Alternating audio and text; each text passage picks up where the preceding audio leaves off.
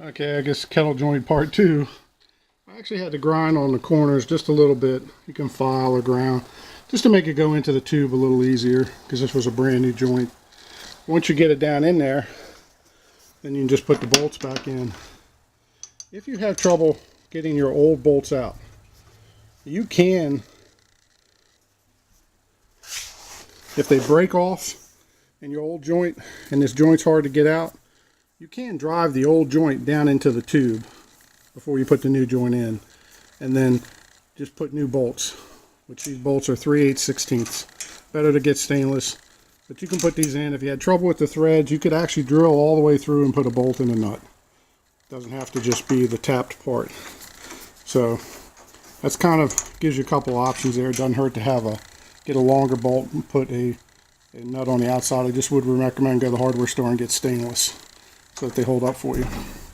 And pretty much you just go back together with it. But when you've broken one off, same thing can happen. For this particular customer, we're showing one too. They've actually broken the top bar. This piece might still be in the tube. You might have a hard time getting it out.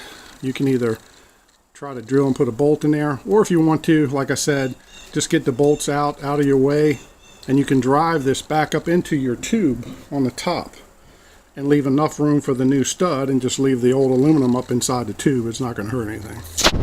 So, and don't forget to go back to your box. Once you've got this part done,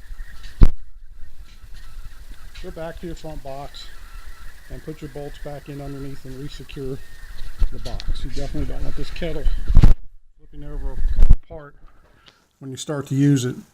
And definitely recommend having the kettle empty when you're doing this, so there's no weight, as little weight as possible on the kettle. Here's another picture of just approximately where we were sticking the 2x4 in the jack. So it's not as hard as it looks.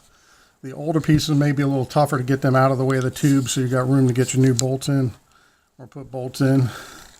But you'd just be able to do it with a few simple tools. Maybe a drill if you have to drill all the way through. I hope this helps. Thank you.